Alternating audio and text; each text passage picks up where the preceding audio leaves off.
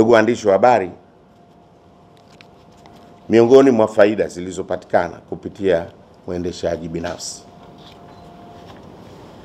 kwanza, muda wa meli kukaa nangani umepungua kutoka siku 20 hadi 40 kwa kipindi kama hiki miaka ya nyuma, na kufikia siku 8 katika mwezi wa Novemba hadi Disemba 2024.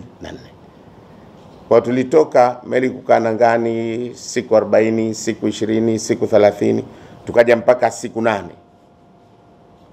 Lakini hivi karibuni ndio imepanda sasa kufikia siku 14 kwa mwezi wa Januari, Februari 2025. Kwa pamoja na kupanda kufikia siku 14, bado hatujafikia kipindi kile siku 20 mpaka siku 40. Kwamba hili wananchi walifahamu, bado kuna unafuu na kuna mafanikio makubwa kwa kile kilichofanyika cha kumpata mwendeshaji wa bandari yetu. Na hili suala linalotokea hapa si kwamba ufanisi umepungua kutokana na uendeshaji wa bandari, lakini bali ni ukweli usiopingika, ni kutokana na ongezeko kubwa la idadi ya meli, lakini pia ongezeko kubwa la idadi ya mizigo katika msimu huu wa kipindi cha Ramadhani. Wakati mwingine unaweza ukajilaumu kwamba ufanisi umepungua, lakini ukitizama kwa upande mwingine, biashara imeongezeka, bidhaa nyingi zinakuja, lakini uwekezaji pia katika nchi yetu umekuwa sana. Kuna mameli ya saruji yanakuja, kuna meli za lami zinakuja, zote hizo na vifaa vingine vya ujenzi, vyote hivyo vinaingia kwa wakati mmoja. Sasa kwa upande mwingine unaweza kuona kuna zoroteka, lakini kiukweli ni kwamba shughuli za kibiashara, shughuli za kiuwekezaji, shughuli za kimaendeleo katika nchi yetu zinazidi kukua. Na sisi tunatambua kwamba mipango yote hii tuliyoifanya ya kuwa na ICD Maruhubi, ya kumpata mwendeshaji huyu, ya kufungua bandari ya Fumba, bado mahitaji yataongezeka zaidi. Na ndio maana serikali ina mpango wa muda mrefu wa kuhakikisha tunahamia katika bandari ya Magapwani. Ukuaji wa biashara na uwekezaji unaoendelea kuongezeka nchini kunatokana na sera makini, utulivu na amani katika nchi, pia umesababisha ongezeko la shehina zinazoingia nchini. Eneo la kuweka makontena kuongezwa. Kampuni ya ZMT imewekeza takriban dola za Kimarekani milioni 5 kwa ujenzi wa ICD ya Maruhubi kwa awamu ya kwanza, kwa kujenga ICD yenye ukubwa wa hekta 2. Hivi sasa kampuni ya ZMT imeshaleta maombi ya kufanya utanuzi wa ICD hiyo kwa kuongeza eneo jingine la hekta 1 zaidi, ambayo itasaidia kuongeza eneo la bandari kavu ili kukidhi mahitaji ya ongezeko la uingizaji wa mizigo nchini. Aidha, kampuni ya ZMT inaendelea na ujenzi wa uboreshaji wa eneo la uwanja wa shaba katika bandari ya Malindi, ambalo ni eneo muhimu lililokuwa likitumika katika uhifadhi na utoaji wa makasha katika bandari. Eneo hilo lilikuwa limechakaa sana na kuathirika na kutuama kwa maji, hali ambayo ilikuwa ikipelekea uharibikaji wa mizigo ya wateja. Hili walikuwa wakilalamikia. Eneo hilo linategemewa kukamilika matengenezo yake ndani ya wiki 8 kutoka sasa, kwa maana miezi 2.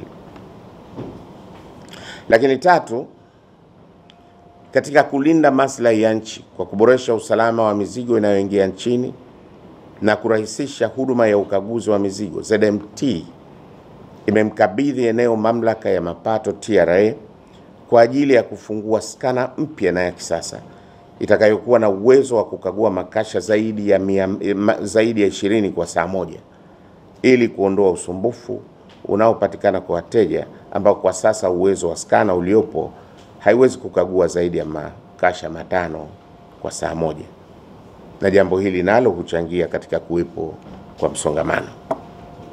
Ufungaji wa skana hii unategemewa kukamilika ndani ya kipindi cha miezi 3. Lakini pia kulikuwa na hoja ya kwamba ZMT hajanunua vifaa na hajafanya chochote. Bali ya hayo niliyokwisha kuyasema, Hii hoja haina ukweli, kwani katika kipindi cha miaka miwili ZMT imeongeza vifaa mbalimbali ilivitaja, na narudia, ikiwemo vifaa vya kuhudumia makasha Rich Stacker 2, na ya tatu inategemewa kufika mwezi wa Aprili 2025. Aidha, ZMT wamenunua mobile crane ya kuhudumia meli na mobile crane ya ziada inayotegemewa kuwasili mwezi wa Juni 2026. Lakini pia wamenunua generator ya reefer yenye uwezo wa kuhudumia reefer plug 75 badala ya plug 25 zilizokuwepo hapo awali. Na hii generator ya reefer yenye uwezo wa plug 75 inasaidia sasa kuhudumia yale makontena yanayohitaji baridi. Kuku wanaoagizwa na bidhaa nyingine zinazohitaji baridi kwa wakati wa nyuma zilikuwa zikiharibika sana. Sasa kwa kuwepo kifaa hichi, sasa tuna uwezo wa kuhudumia karibu makontena 100 ya baridi kwa wakati mmoja kwa sababu ya kuwepo kifaa hichi. Na kama nilivyokwishaeleza, wamejenga ICD, wametumia karibu dola milioni 5, hekta 2, na wataongeza hekta nyingine 1. Kwa hiyo sio sahihi kusema kwamba mwendeshaji huyu hajanunua wala kuwekeza kitu chochote. Hayo maneno si sahihi na ya upotoshaji.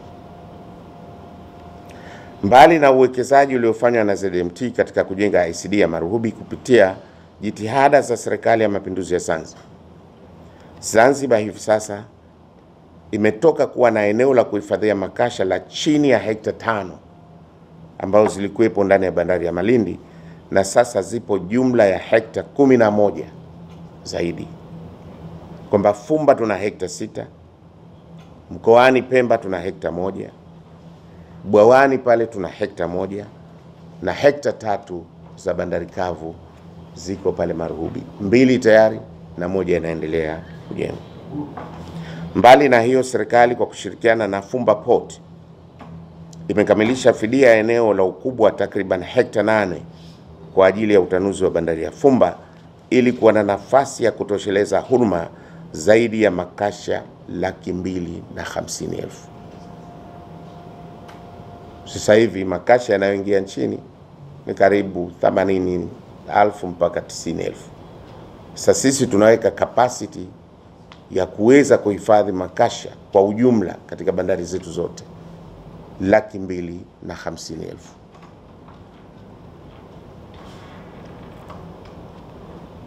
Mradi huu tayari umeanza na tunatarajia utakamilika baada ya miezi 16. Hizi zote ni jitihada za Serikali ya Mapinduzi kuhakikisha inaleta mapinduzi katika sekta ya bandari, na siku zote serikali yetu imekuwa sikivu chini ya rais wetu Dr. Hussein Ali Mwinyi na yenye kufanya maamuzi ya haraka katika kuleta maboresho ya sekta muhimu ya uchumi. Pia kulikuwa na hoja kwamba muda wa wateja kupata mizigo yao umeongezeka. Ndugu waandishi wa habari, kuna hoja hii kwamba muda wa wateja kupata mizigo yao umeongezeka. Naomba nirudie kusema kwamba hii ilitokana na mabadiliko ya mfumo kuingia katika single window, ambalo ni jambo kutokezea katika kipindi cha awali cha kubadilisha kwa mifumo, lakini sababu kubwa iliyopelekea kuwepo kwa makontena haya ni kuchelewa kutolewa na wateja ndani ya eneo la ICD. Hili nilisema siku nilotembelea eneo la ICD Maruhubi, na naomba nirudie hapa. Wakati nilipotembelea eneo la ICD Maruhubi, nilikuta kontena zenye mizigo 1,100 ziko pale. Uwezo wa eneo letu lile ni kuchukua kwa wakati mmoja kontena 900 tu, lakini kulikuwa na kontena 1,100 zinasubiri wenyewe kufanya clearance na kutoa mizigo yao. Ingawaje jambo hili linakataliwa, lakini huo ndio ukweli.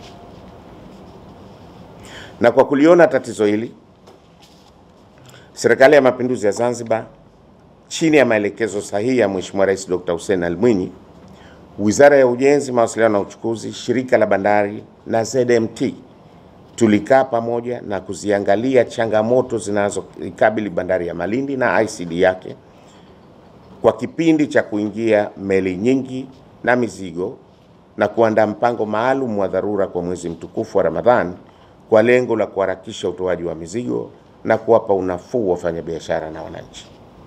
Sasa baada ya ziara ile na kuliona tatizo lililokuwepo pale katika eneo letu la ICD, tulikaa pamoja na ZMT, na ZPC na wizara. Tulikubaliana kuandaa mpango maalum wa dharura kwa mwezi huu mtukufu wa Ramadhani utakaotoa unafuu mkubwa, na mpango huo ulikusudia kufanya mambo yafuatayo. Kwanza, kuongeza masaa ya kufanya kazi za kiofisi kutoka saa 2 za asubuhi hadi saa 2 za usiku, kwamba katika kipindi hichi zile documentation zote zitakuwa process ndani ya kipindi hichi, na hii itafanyika kwa siku zote za kazi, na kutoka saa 2 za asubuhi hadi saa 11 za jioni kwa siku ya Jumamosi. Kwa huu ndo mpango wa kwanza tuliokusudia kufanya ndani ya mwezi huu mtukufu wa Ramadhani. Pili, utoaji wa makasha na ukataji kufanyika kwa masaa 24 kwa siku zote 7, 24/7. Na hii itafanyika kwa mwezi wote wa Ramadhani isipokuwa kupisha muda wa kufutari na muda wa sala ya tarawih. Kwa hivyo tutapisha muda kuanzia saa 11 hadi saa 3:30 usiku, lakini muda mwingine wote utaendelea. Na tumeunda kamati maalum ya watu wachache sana ya kusimamia zoezi hili. Watakuwa wanapita katika shifti za usiku, wataangalia utendaji wafanyakazi, kwa sababu wakati mwingine wafanyakazi wao wanafanya ubabaifu. Hatua zitachukuliwa stahiki kwa watakaozorotesha juhudi hizi. Lakini tatu, ZMT tumewataka kutoa huduma za utoaji na ukataji wa makasha kwa siku ya Jumapili pia, lakini hii kwa siku ya Jumapili kwa maombi maalum, kwa maana booked cargos. Lakini 4, tumekubaliana kutenganisha mizigo ya wateja wakubwa kwa kuwapatia mizigo yao moja kwa moja katika maeneo yao, ambao wale ndo wana volume kubwa ya mizigo. Wale wakubwa wawili watapelekewa moja kwa moja katika maeneo yao, na wafanyabiashara wakubwa 3 tumewaruhusu makontena yao yatakatwa katika eneo la Bwawani, ICD ya Bwawani. Na kazi hii sasa imeweza kutoa suluhu ya haraka kwa waingizaji wakubwa 5 wa bidhaa za vyakula muhimu nchini. Tokea kuanza hii tunahisi kuna unafuu mkubwa. Lakini serikali kupitia Wizara ya Ujenzi, Mawasiliano na Uchukuzi na Shirika la Bandari pia limeanza mkakati maalum wa kuwezesha mizigo ya wateja wengine kupatikana kwa haraka na urahisi katika kipindi hiki cha mwezi mtukufu wa Ramadhani kwa kutumia eneo la ICD ya Fumba bila ya ongezeko la gharama ya ziada yoyote. Mage hili zungumzo kwamba watu sasa ilichukuliwa kama ndio udhaifu kutumia eneo jingine ambalo linamilikiwa na nchi hii kuhami hali iliyojitokeza kwa mwezi mtukufu wa Ramadhani kwamba ni udhaifu. Sasa si udhaifu, tunatumia maeneo yetu, na tumesema kwa sababu eneo lile liko mbali, transfer fees zinaweza zikawa kubwa. Tumewataka kwamba watumie transfer fees zile zile za kupeleka mizigo yao katika bandari ya Marhubi, ICD ya Marhubi. Kwa hakuna ongezeko lolote la gharama. Na hii pia niseme kwamba ni optional. Mfanyabiashara anaweza mwenye kuamua kwa uharaka alionao mzigo wake kupelekwa Fumba bila gharama ya ziada, au ataamua upelekwe katika ICD ya Marhubi. Hatulazimishwa. Ndugu waandishi wa habari, naomba ifahamike kwamba tarehe 25 mwezi wa 2 2025 nilikutana na wadau wote wa bandari ya Malindi kwa lengo la kuwapitisha katika mpango huu wa dharura, na hiyo ndiyo iliyokuwa mada kuu. hakukuwa na mada pale ya kuonyesha udhaifu wa mwendeshaji. Hiyo haikuwa mada, ingawaje kuna watu wawili watatu walitaka kuifanya hiyo ndio mada, na tuliwaambia hiyo si mada ya kikao hichi. Na kwa sababu hivi karibuni Mheshimiwa Rais tayari ameshazindua ile Port Improvement Charter, ule mpango wa maboresho wa bandari hasa ya Malindi, tulifanyia pale Ikulu, na wadau wote tuliweka saini zetu mbele ya Mheshimiwa Rais, na hao wadau wamo katika makubaliano hayo wote. Tukasema ajenda nyingine zote zitakuja kujadiliwa katika kikao cha Port Improvement Committee, lakini pia kuna kikao cha kamati ya wataalamu. Kikao hichi cha tarehe 25 mwezi wa pili kilikuwa ni kuwapitisha katika mpango huu wa dharura wa mwezi mtukufu wa Ramadhani tu. Kwa hiyo ni kweli niliitisha kikao hicho, lakini hii ndio iliyokuwa ajenda. Na kwa bahati nzuri sasa wadau wote waliukubali mpango bila ya kubadilisha kitu chochote. Taarifa tunazo, record tunazo. Waliukubali mpango, narudia, bila ya kubadilisha kitu chochote, na wakasifu na wakasema kwa mara ya kwanza tumepata mpango mzuri, na wakatuomba kwamba mpango huu sasa usimamiwe kikamilifu ili unafuu patikane katika mwezi mtukufu wa Ramadhani. Hilo ndio lililokuwa ajenda katika kikao kile. Lakini kuna hoja ya kuwepo kwa urasimu. Kuhusu hoja hii, napenda kuwahakikishia wananchi kwamba hakuna urasimu ulioongezeka. Tukumbuke, ili mzigo uweze kupata ruhusa ya kutoka ni lazima ufuate taratibu zote za kiforodha. Huwezi kukwepa kufuata taratibu za kiforodha. Popote duniani utaratibu upo na ufuatwe. Utaratibu huo ikiwemo kupata vibali vya taasisi zinazohusika na kudhibiti ubora na usalama wa bidhaa nchini na ridhaa ya mamlaka za forodha. Huu ni utaratibu wa kawaida. Tunashukuru serikali pia kupitia TRA imeweza kurahisisha taratibu hizo kwa kuanzisha mfumo wa single window, licha ya changamoto za awali za matumizi ya mfumo huo ambazo ni kawaida pale panapokuwa na mabadiliko ya mfumo wote, na hivi sasa kumekuwa na matokeo chanya kwa wateja katika matumizi ya mfumo huo. Taratibu zilizopo hivi sasa za kuweka mfumo wa tiketi ni kuhakikisha tunalinda ukwepaji wa tozo na ushuru wa mizigo kama ilivyokuwa ikitokea huko nyuma.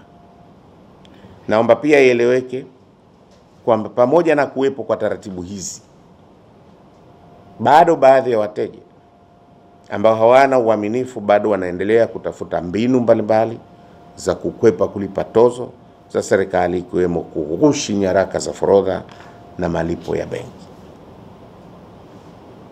Naomba pia ifahamike kwamba Serikali ya Mapinduzi ya Zanzibar, pamoja na kuweka taratibu za kurahisisha utoaji wa mizigo ya wateja, haiko tayari kuona uhujumu wa uchumi wa nchi kwa ukwepaji wa malipo yaliyopo kihalali na kisheria ukiendelezwa. Tunawashajihisha wateja na wafanyabiashara wote kuepuka kutumia mawakala agents wanaokosa sifa au wenye tabia za namna hii. Hoja nyingine iliyozungumzwa ilikuwa ni ya uwekezaji katika mfumo. Na hapa naomba niseme kwamba serikali kupitia shirika la bandari limewekeza takriban ya dola za Kimarekani milioni 6.5 katika mfumo wa e-port. Mfumo huu uliowekezwa na serikali ni tofauti na mifumo mingine iliyopo katika bandari jirani. Kwa hiyo huwezi kulinganisha gharama za mfumo tulioweka sisi na mfumo uliowekwa katika bandari nyingine. Hata kama bandari hiyo ni kubwa, inategemea ni vitu gani vilivyowekwa katika mfumo huo na ni mifumo ya aina gani iliyowekwa. Lazima upate comparison kwanza, useme hao walitumia dola 600,000 waliweka 1, 2, 3, na hawa wametumia milioni 6 na 500,000 lakini wameweka hichi na hichi. Ukiweka hiyo comparison hiyo ingefahamika. Sasa gharama hizo za mfumo haziendi katika package moja tu, bali ni mjumuisho wa mifumo, takriban mifumo mitano, ambayo kwa ujumla wake ndio hubeba taswira ya bandari ya kidigital ambayo ni bandari ya e-port. Mifumo mitano. Mifumo hiyo ni Terminal Operating System ambayo ni TOS kwa ufupi wanaita hivyo, ambao ni mfumo unaotumika katika usimamizi na uendeshaji wa huduma zote za bandari, ikiwemo kuweka taarifa za meli, aina ya mizigo na uharaka wa ushushaji mizigo, na kutambua wapi makasha yanaelekea na yalipohifadhiwa. Mfumo huu hivi sasa unatumika kikamilifu na ZMT, na tangu kuanza kutumika tumeona mabadiliko katika ongezeko la mapato kwa zaidi ya milioni 200 kwa mwezi. Mfumo mwingine ni Fleet and Fuel Management System, FFMS. Huu ni mfumo ambao hutumika katika kusimamia matumizi ya vifaa na mafuta yanayotumika katika operation ili kudhibiti wizi na utumiaji wa kiholela wa rasilimali ya mafuta, ambapo kupitia mfumo huu tumeona punguzo la gharama za uendeshaji wa vifaa na zana nzito kwa zaidi ya 10%. Mfumo wa tatu ni Vessel Traffic System, VTS. Ni mfumo ambao unakuja na miundombinu ya radar system na kamera zake ambazo zina uwezo wa kuona masafa ya takriban nautical miles 15, na kupitia mfumo huu tutakuwa na uwezo wa kuona vyombo vikubwa vyote vinavyoingia ndani ya mipaka ya bandari ya nchi yetu. Lakini pia tutakuwa na uwezo sasa wa kudhibiti magendo, kudhibiti uhamiaji haramu na uharamia, pamoja na kudhibiti uingiaji wa bidhaa za dawa za kulevya kupitia njia za baharini. Na pia mfumo huu utawezesha kuongoza meli kuingia na kutoka, jambo ambalo litakuwa na sifa au litailetea sifa Zanzibar ya usalama, na hadi sasa Zanzibar itakuwa ndio bandari pekee ya kwanza kuwa na mfumo wa namna hii ndani ya bandari za Tanzania. Kwa Zanzibar tutakuwa na mfumo huu pekee. Kwa hivyo sasa huwezi ukalinganisha, hata kama ni kubwa, lakini mfumo wao, mifumo inatofautiana na bei zake pia zinatofautiana. Lakini mfumo mwingine ni ERP. Ni mfumo ambao utawezesha bandari kuweza kutoa huduma zake zote za kiutawala kidijitali, ikiwemo masuala ya mishahara, usimamizi wa manunuzi na utoaji wa huduma zote za ndani. Na tano, tutakuwa na e-portal ambao ni mfumo sasa utakaojumuisha taarifa za mifumo mingine yote na kurahisisha taarifa hizo kuonekana kiuhalisia, kwa maana kiuhalisi, real time data, kuona viashiria vikuu vya mafanikio KPI na huduma zinazotolewa na bandari, mapato na utendaji kwa kadhalika. Kwa hizi ndio mifumo ambayo tumekuja nayo, na gharama zake ndio hizo, dola milioni 6.5. Aidha, katika kuonyesha ubora wa mifumo ambayo imenunuliwa na shirika la bandari, mifumo hii imeendelea kutumika na mwendeshaji binafsi kutokana na kukidhi mahitaji ya kimataifa katika mazingatio ya mifumo ya uendeshaji wa bandari, ambayo ni jambo la kujivunia, kwa sababu kwa nchi nyingine akiingia mwekezaji mpya, mifumo yenu yote iliyokuwepo pale anaitoa na kuweka mifumo yake, na akishaweka mifumo yake sasa akiondoka anaondoka na mifumo yake na teknolojia yake. Sasa hii ya kwetu baada ya miaka 5 mifumo hii inabaki, watendaji wetu wamepata taaluma na tutaweza kuiendesha wenyewe. Kwa hivyo hiyo ni faida nyingine kubwa. Kwa upande wa e-port, mfumo huo utaendelea, nimeshaisema, lakini tuna mchanganuo pia wa gharama za mifumo yote hii mitano. Ipo hapa, lakini kwa sababu ya muda, mkitaka mtaiona katika maelezo tutakayowapatia. Lakini yote hiyo ina jumla ya dola milioni 6,599,142.99.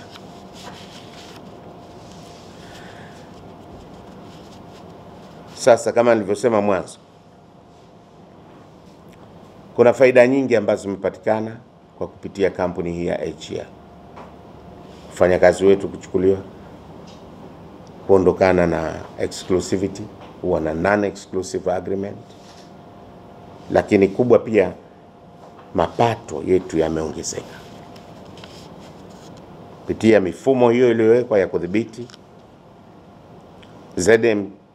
ZMT imeweza kutoa mrahaba wa kuanzia Januari 2024 hadi Januari 2025 wa wastani wa shilingi bilioni 2 milioni 76,643,487.66, ambapo ni ongezeko la wastani wa asilimia 41 ukilinganisha na mapato ya awali ya shirika huko kabla ya mwendeshaji huyu, ambaye alikuwa anapata wastani wa bilioni 1 milioni 416,521,279.71 kwa mwezi, ambayo hayo yalikuwa ni mapato halisi baada ya gharama za uendeshaji. Kulikuwa na hoja pia kuhusu maslahi ya wafanyakazi. Niliwaomba muwe na ustahimilivu kidogo kwa sababu hoja zilikuwa nyingi. Kwa upande wa maslahi ya wafanyakazi, nayo niseme yameboreshwa tofauti na ilivyosema, ambapo kwa maoperator wote wanaoendesha vyombo vya zana nzito waliokuwa wakipokea wastani wa Laki6 hadi Laki8, sasa wamefikia mshahara wa milioni 1. Kwa hiyo yameongezeka. Tulikuwa akipata Laki6, sasa amekwenda milioni 1. Na hiyo, na ndani ya mwaka huu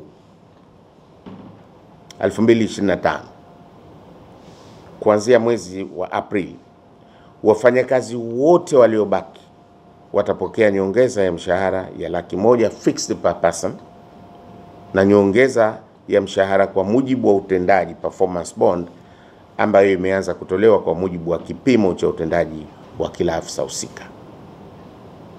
Kwa kusema hakukuwa na consideration ya maslahi ya wafanyakazi kabisa, sio sahihi na ni upotoshaji wa ukweli wa mambo yalivyo.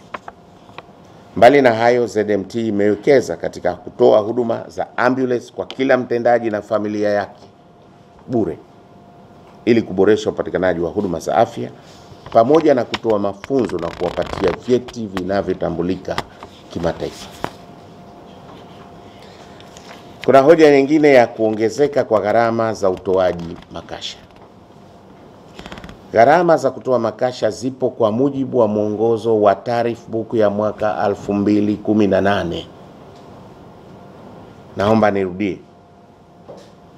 Gharama za kutoa makasha zipo kwa mujibu wa mwongozo wa Tariff Book ya mwaka 2018 ambayo imefanywa mapitio kupitia sheria ya shirika mwaka 2024.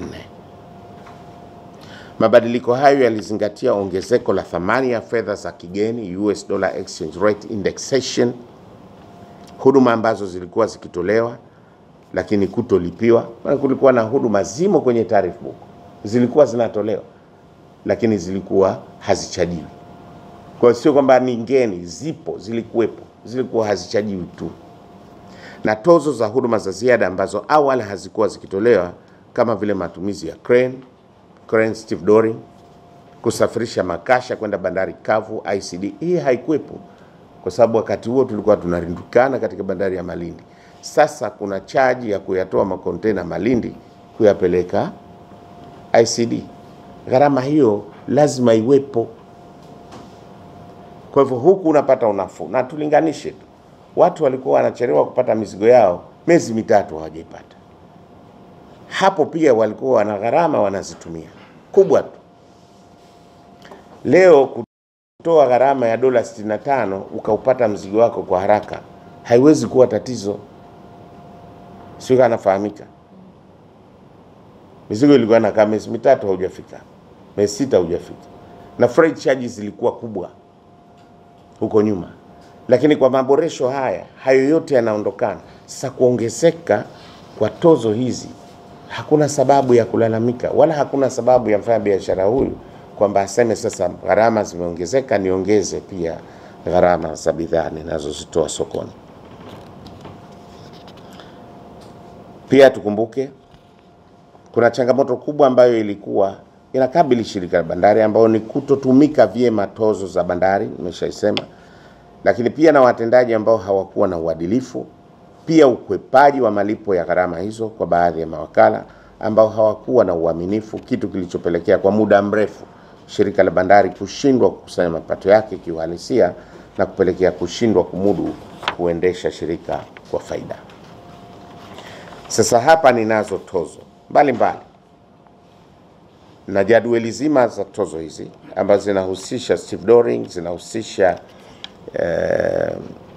International Ship and Port Security Code, zinahusisha mobile harbor crane, tracking ya makontena na hatch cover, zinazochajiwa sasa hivi na ZMT na zilizokuwa zikichajiwa na ZPC wakati ule.